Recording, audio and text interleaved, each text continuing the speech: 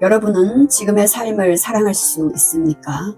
지금 누리고 있는 행복한 순간들만이 아니라 지금 겪고 있는 실패와 상처, 후회와 고통까지도 포함해서 말입니다.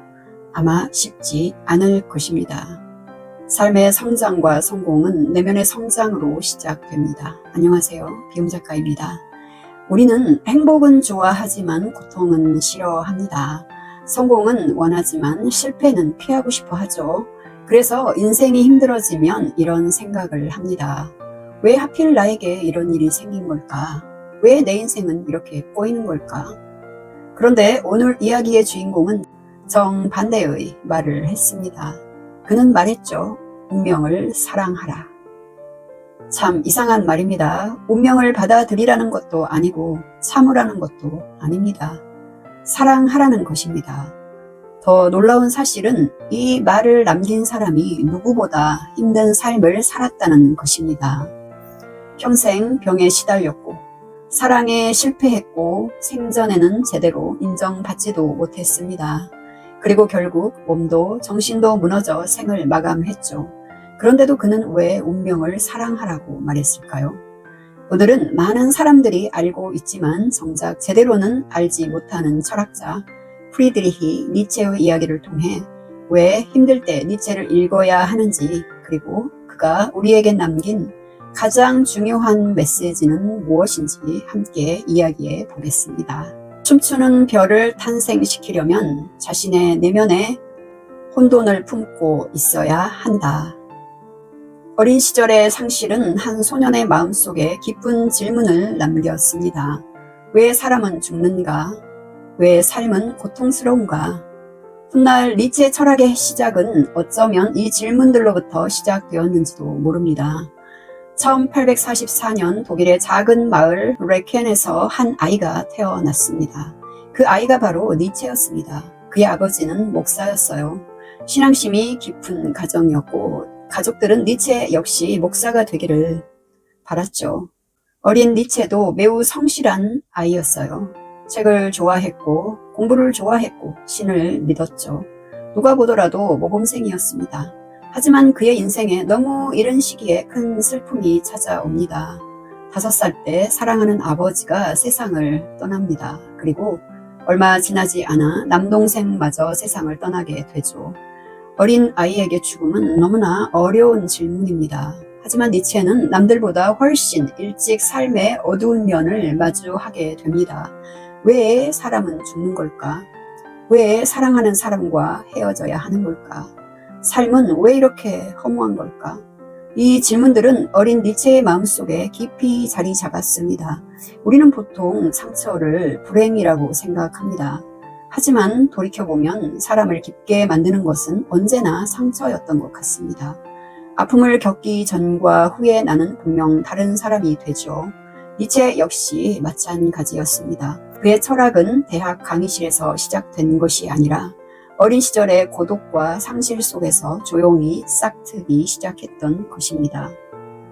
나는 믿기 위해서가 아니라 알기 위해서 찾는다.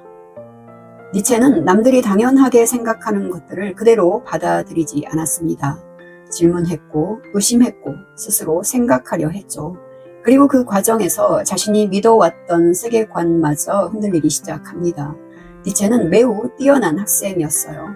특히 고전 문헌학 분야에서 천재적인 재능을 보였죠. 그 결과 24살이라는 젊은 나이에 스위스 바젤 대학교의 정교수가 됩니다. 당시 기준으로는 정말 놀라운 일이었습니다. 주변 사람들은 그의 미래가 보장되었다고 생각했을 것입니다. 하지만 니체는 성공을 얻을수록 더 깊은 질문에 사로잡히기 시작합니다. 왜 인간은 자신의 생각으로 살지 않는가? 왜 사람들은 다수가 믿는 것을 진실이라 생각하는가? 왜 인간은 진실보다 안정을 선택하는가? 사실 생각한다는 것은 피곤한 일이죠. 누군가 대신 답을 내려주면 편하죠. 하지만 니체는 그런 삶을 거부했습니다. 그는 스스로 생각하고 싶었습니다. 니체가 젊은 시절 가장 존경했던 인물이 있었어요. 바로 음악가 리하르트 바그너였습니다. 처음 만났을 때 니체는 바그너에게 깊이 매료됩니다. 그는 바그너를 단순한 음악가가 아니라 독일 문화를 구원할 천재라고 생각했죠. 두 사람은 오랫동안 가까운 관계를 유지합니다. 하지만 시간이 흐르면서 니체는 점점 실망하기 시작합니다. 바그너가 추구하는 방향과 자신이 생각하는 인간의 자유가 다르다고 느꼈기 때문이죠. 존경하던 사람과의 결별은 결코 쉬운 일이 아닙니다. 하지만 진짜 성장은 누군가를 따라 하는 것이 아니라 자신만의 길을 찾을 때 시작됩니다. 결국 니체는 바그너와 결별합니다. 그리고 이 결별은 진짜 니체가 탄생하는 계기가 됩니다. 훗날 니체는 신은 죽었다라는 유명한 말을 남깁니다. 많은 사람들은 이 말을 단순한 종교 비판으로 이해합니다. 하지만 니체가 말하고자 했던 것은 그보다 훨씬 깊었습니다. 과거 사람들에게 신은 삶의 기준이었어요. 무엇이 선인지 무엇이 악인지 어떻게 살아야 하는지 알려주는 절대적 기준이었죠. 그런데 과학이 발전하고 사회가 변하면서 사람들은 더 이상 절대적 가치를 믿지 않게 됩니다. 니체는 바로 이 시대의 변화를 본 것입니다. 문제는 신이 사라진 것이 아니에요. 기준이 사라진 것입니다. 그래서 그는 인간에게 묻습니다. 이제 당신은 무엇을 기준으로 살아갈 것인가? 어쩌면 이 질문은 지금 우리에게도 그대로 적용되는 질문인지 모릅니다. 나를 죽이지 못하는 것은 나를 더욱 강하게 만든다. 아마 니체의 말 가운데 가장 유명한 문장일 것입니다. 하지만 이 문장은 성공한 사람이 남긴 말이 아닙니다. 매일 고통과 싸우던 한 인간이 삶 속에서 발견한 진실이었죠. 많은 사람들은 니체를 강한 철학자라고 생각합니다. 하지만 실제 니체는 매우 약한 몸을 가지고 있었어요. 심한 두통, 시력 저하, 소화 장애. 그는 평생 병과 함께 살아야 했습니다. 결국 교수직까지 내려놓게 되죠. 하지만 그는 고통을 원망하기보다 관찰하기 시작합니다. 그리고 깨닫습니다. 인간은 편안할 때보다 어려움을 겪을 때 더 성장한다는 사실을 말입니다. 건강이 악화된 이후 니체는 스위스와 이탈리아를 떠돌며 생활하게 돼요. 특히 알프스 산맥 주변을 걷는 것을 좋아했죠. 놀랍게도 그의 많은 글은 책상 앞이 아니라 산책길에서 탄생했습니다. 걷다가 떠오른 생각을 작은 수첩에 적어두곤 했죠. 니체는 말했어요. 위대한 생각은 모두 걸으면서 떠오른다. 그에게 걷는다는 것은 운동이 아니라 사유였습니다. 오늘날 우리는 너무 바쁘게 살아갑니다. 정보는 넘쳐나지만 생각할 시간은 부족하죠. 니체는 알고 있었습니다. 사람을 성장시키는 것은 정보가 아니라 깊은 사유라는 것을 말입니다. 사랑에는 언제나 약간의 광기가 있다. 그러나 광기에도 언제나 약간의 이성이 있다. 니체 역시 사랑을 꿈꾸었습니다. 그는 루 살로메라는 여인을 만나 깊은 사랑에 빠집니다. 지적이고 자유로운 영혼을 가진 여성이었죠. 니체는 결혼까지 꿈꾸게 됩니다. 하지만 그의 사랑은 이루어지지 않았어요. 청혼은 거절당했고 친구들과의 관계마저 틀어지게 됩니다.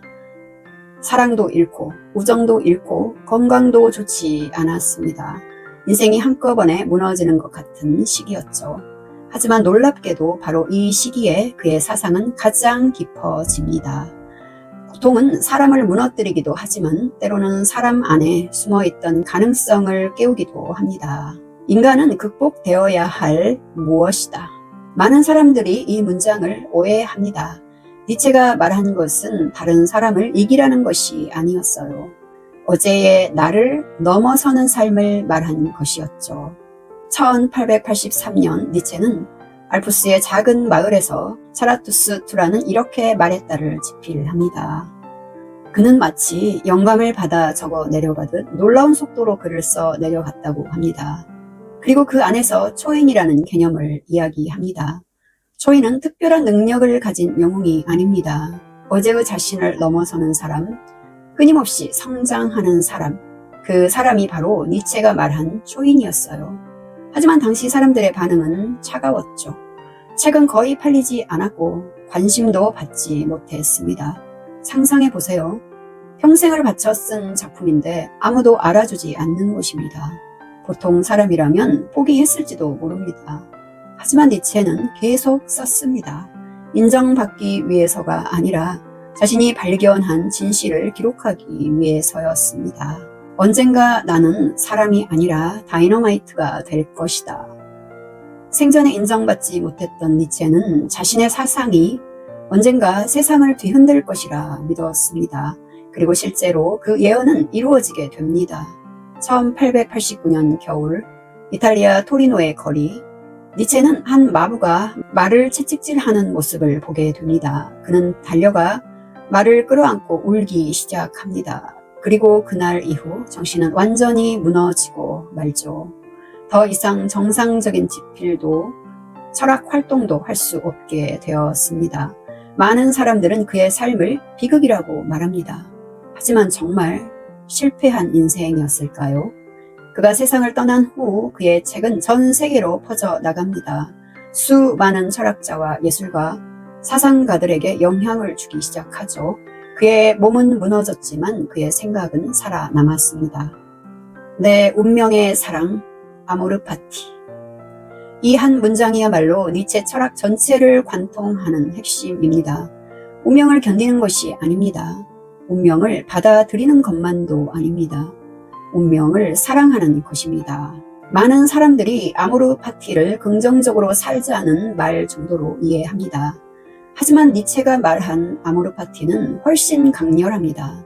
만약 지금까지 살아온 인생을 똑같이 다시 살아야 한다면 어떨까요? 지금의 실패도, 상처도, 실수도, 후회도 모두 그대로 반복된다면 말입니다. 아마 대부분의 사람들은 싫다고 말할 것입니다. 하지만 니체는 말합니다. 그래도 좋다. 나는 그 삶을 다시 살겠다. 이것이 아모르 파티의 본질입니다. 좋은 일만 받아들이는 것이 아닙니다. 내게 일어난 모든 일을 사랑하는 것입니다. 왜냐하면 그것이 지금의 나를 만들었기 때문입니다. 이것은 체념이 아닙니다. 오히려 가장 적극적인 삶의 태도입니다. 과거를 미워하지 않고 현재를 원망하지 않고 주어진 삶을 사랑하는 것. 니체는 그것을 인간이 도달할 수 있는 가장 높은 정신적 경지라고 보았습니다. 사실 대부분의 사람들은 과거를 바꾸고 싶어 합니다. 그때 그렇게 살지 말걸, 그 말을 하지 말걸, 그 사람을 만나지 말걸. 하지만 니체는 말합니다. 그 모든 것까지도 사랑하라고. 왜냐하면 그건 역시 지금의 나를 만든 일부이기 때문입니다.